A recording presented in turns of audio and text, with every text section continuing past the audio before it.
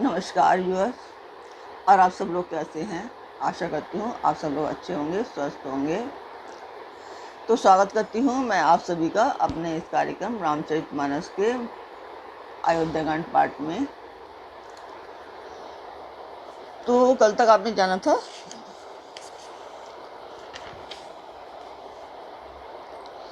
कृपा के समुद्र प्रभु श्री रामचंद्र जी दुखी हो जाते हैं, किंतु फिर कुछ समय समझकर आपको थोड़ा पिछला पार्ट देखना पड़ेगा, तभी आपको वो सब समझ आएगा कि मैं आगे क्या पढ़ रही हूँ और आपने पिछला क्या सुना था। तो थोड़ा सा आपको पीछे देखना पड़ेगा, तभी आपको आगे की चीज़ें समझ में आएंगी। किंतु फिर कुछ समय समझकर धीरज धारण कर लेते हैं। श्री रामचंद्र जी को दुखी देखकर सीता जी और लक्ष्मण जी भी धीरज धारण कर लेते हैं। श्री रामचंद्र जी को दुखी देखकर सीता जी और लक्ष्मण जी भी व्याकुल हो जाते हैं। जैसे किसी मनुष्य की परछाई उस मनुष्य के समान ही चेष्टा करती है। श्री रामचंद्र जी को अपने घर की याद आ रही थी, अपनी माता और पिता की याद आ रही थी, इसीलिए वो व्याकुल थे। तो लक्ष्मण और सीता जी ने उनको शांत करने की चेष्टा की। तब धीर, कृपालु और भक्तों के हृदय को शीतल करने के लिए चंदन रूपी रघुकुल को आनंदित करने वाले श्री रामचंद्र जी प्यारी पत्नी और भाई लक्ष्मण जी की दशा देखकर कुछ पवित्र कथाएं कहने लगते हैं, जिन्हें सुनकर लक्ष्मण जी और सीता जी सुख प्राप्त करते हैं। लक्ष्मण जी और सीता जी सहित श्री रामचंद्र जी पर्णकुटी में ऐसे सुशोभित हैं जैसे अमरावती में इंद्र अपनी पति सची के और पुत्र जयंत सहित बसता है। प्रभु श्री रामचंद्र जी सीता जी और लक्ष्मण जी की कैसी संभाल करते हैं, जैसे पल के नेत्रों की संभाल करती हैं, जैसे पल के नेत्रों के गोलों की देखभाल करती हैं, इस तरीके से इतनी ज़्यादा केयर करते हैं। इधर लक्ष्मण जी और सीता जी और श्री रामचंद्र जी ऐसी सेवा करते हैं जैसे अज्ञानी मनुष्य किसी अपने शरीर की करता है। तो आज का पाठ शुरू करने से पहले मैं आपको बता दूं कि आपको मेरा चैनल सब्सक्राइब करना है और लाइक एंड शेयर भी करना है, और अपने परिवार और मित्रों को भी बोलना है कि वो लोग भी सब्सक्राइब करें और शेयर करें, ज़्यादा से ज़्यादा शेयर करें, क्योंकि ये पाठ एक मंदिर के लिए है। आप लोग देखते भी हैं, दूसरे शॉर्ट वीडियोस देखते हैं, तो ये थोड़े से वीडियोस भी देखिए। ये ज़्यादा बड़े नहीं होते हैं, पर क्योंकि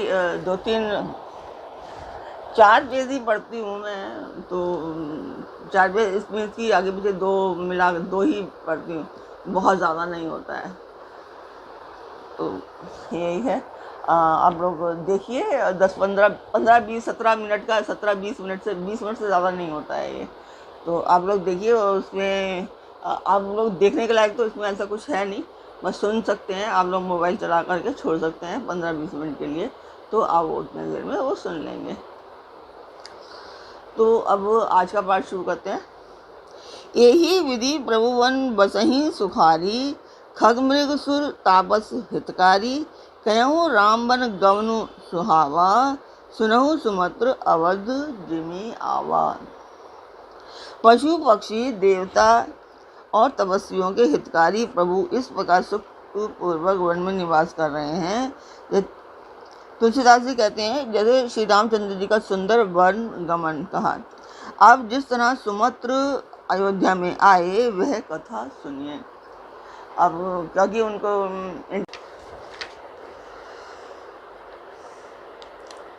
फिरेऊ निषादु प्रभु ही पहुँचाई, सचिव सहित रथ देख से आई, मंत्री विकल विलोक निषादु, कहीं न जाए जस भयऊ विषादु।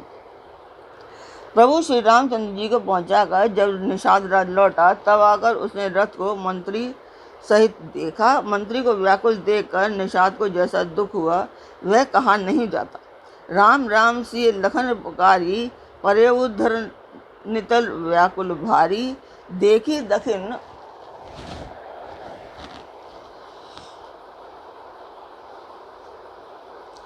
दिशि है ही नाही, जनु विनु पंख विघग अकुलाही। निशातु अकेला आया देखकर सुमंत्र हा राम हा सीते हा लक्ष्मण पुकारते हुए बहुत व्याकुल होकर धरती पर गिर पड़े। रथ के घोड़े दक्षिण दिशा की ओर जिधर श्री रामचंद्र जी गए थे देख देख कर हिनहिनाते हैं, मानो बिना पंख के पक्षी व्याकुल हो रहे हों।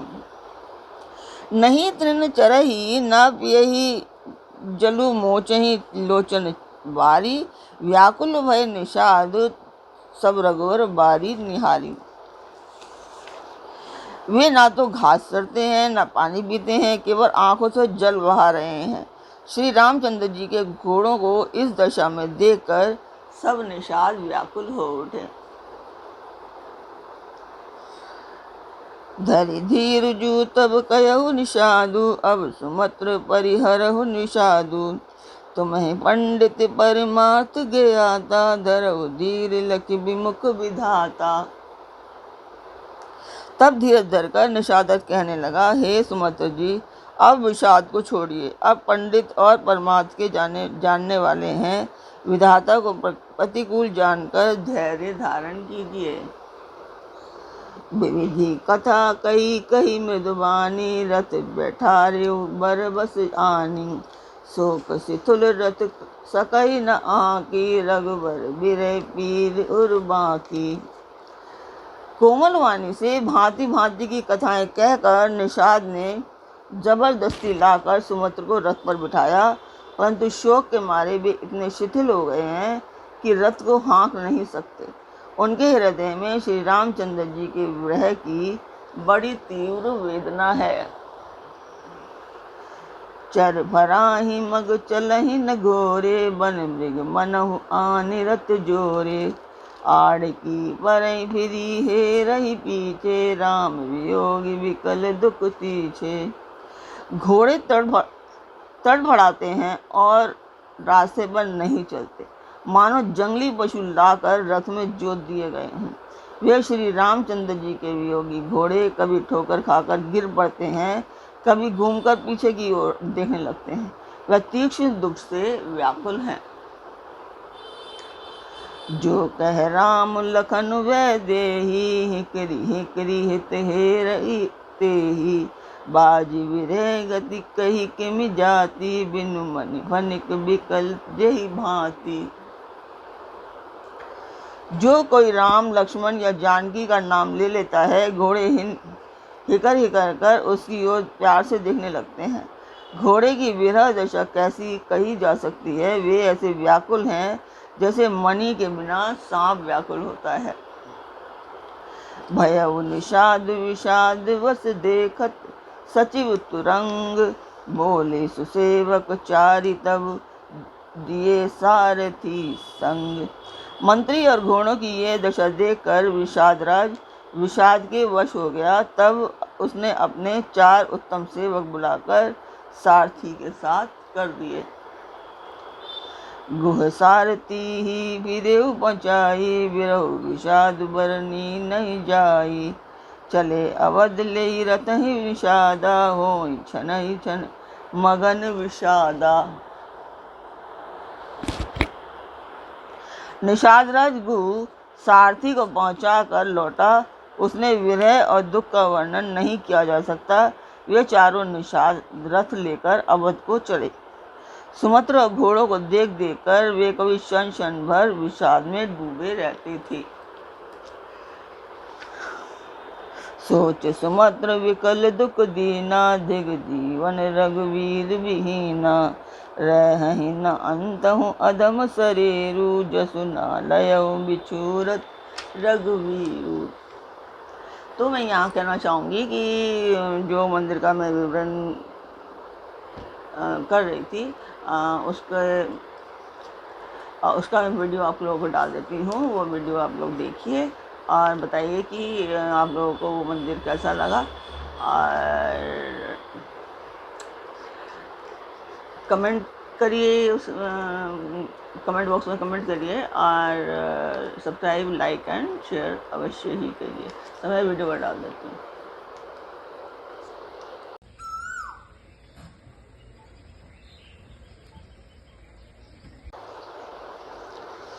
तो वो मंदिर आपने देखा, आपको वो मंदिर कैसा लगा अवश्य बताएं, और आपने कमेंट बॉक्स में कमेंट किया या नहीं, और सब्सक्राइब कीजिए।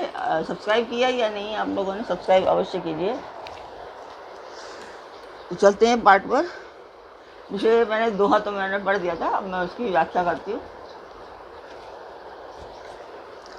व्याकुल और दुख से दीन हुए सुमंत्र जी सोचते हैं कि रघुवीर के बिना जीने को धिक्कार है। आखिर ये अधम शरीर रहेगा तो है ही नहीं, अभी श्री रामचंद्र जी के विछोड़ से ही छूटकर इसने यश क्यों नहीं ले लिया। भय अजस अग भाजन प्राणा, कवन हेतु नहीं करत पयाना। है मंत मनु अवसर चूका, अजहु न हृदय होत दुई टूका।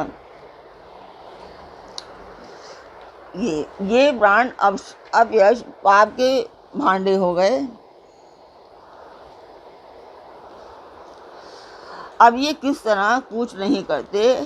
हाय नीच मन मौका चूक गया, अब भी तो हृदय के दो टुकड़े नहीं हो जाते। मेरी हाथ सिर धुनि पछताही, मनहु कृपन धन राशि गवाई। बिरद बाती बर बीरु कहाई, चले समर जनु सुबट पराई। सुमंत्र हाथ मल मल कर और सिर पीट पीट कर पछताते हैं, मानो कोई कंजूस धन का खजाना खो बैठा हो। वे इस तरह चले मानो कोई बड़ा योद्धा वीर का बाना पहन कर और उत्तम शूरवीर कहलाकर युद्ध से भाग चला हो।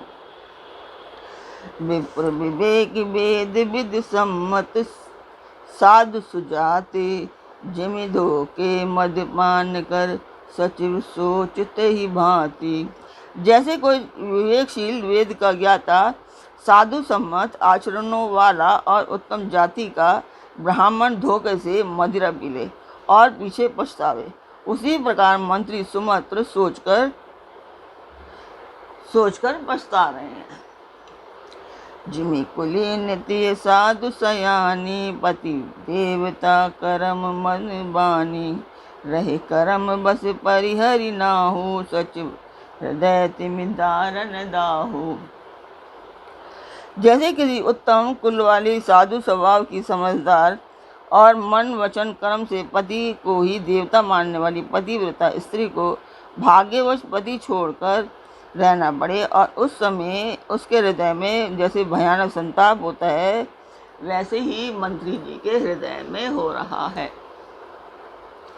लोचन सकल डीटी भई थोरी, सुनई न श्रवण विकल मति भोरी। सूखई अदर लगी मुँह लाटी, जीव न जाई और अवधि कपाटी। नेत्रों में जल भरा है, दृष्टि मंद हो गई है, कानों से सुनाई नहीं पड़ता। व्याकुल हुई बुद्धि बैठी काने हो रही है, होंठ सूख रहे हैं, मुंह में लाठी लग गई है, किंतु ये सब मृत्यु के लक्षण हो जाने पर भी प्राण नहीं निकलते, क्योंकि हृदय में अवध रूपी किवाड़ लगे हैं। अर्थात 14 वर्ष बीत जाने पर भगवान फिर मिलेंगे, यही आशा रुकावट डाल रही है। विवरण भयउ न जाई निहारी, मारे सिमनो पिता महतारी।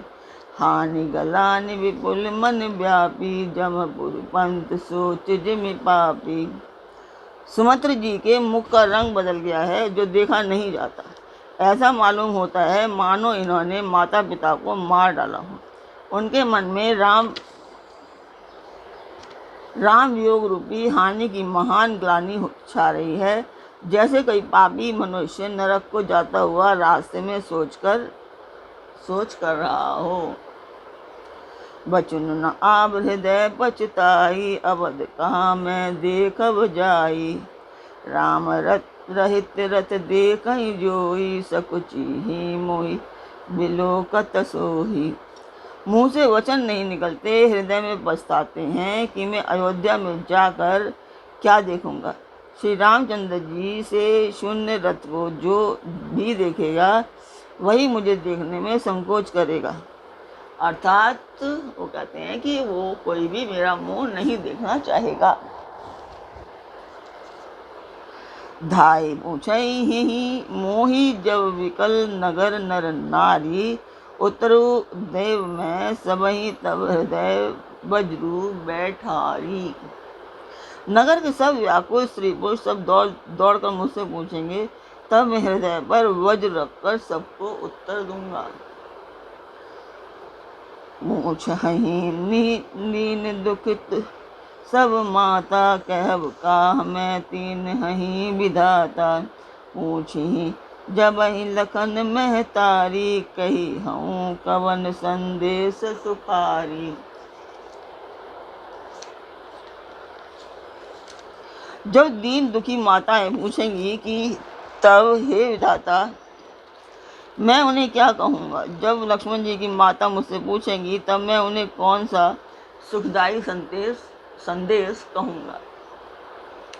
राम जननी जब आई ही दाई, सुमिरु बच्छु जिमि धेनु लवाई। पूछत उत्तर देव मैं तेहि, गेवनु राम लखन वे देहि। श्री राम जी की माता जब इस प्रकार दौड़ी आवेंगी जैसे नई ब्याई हुई गौ बछड़े को याद करके दौड़ी आती है, तब उनके पूछने पर मैं ये उत्तर दूंगा कि श्री राम लक्ष्मण सीता वन को चले गए।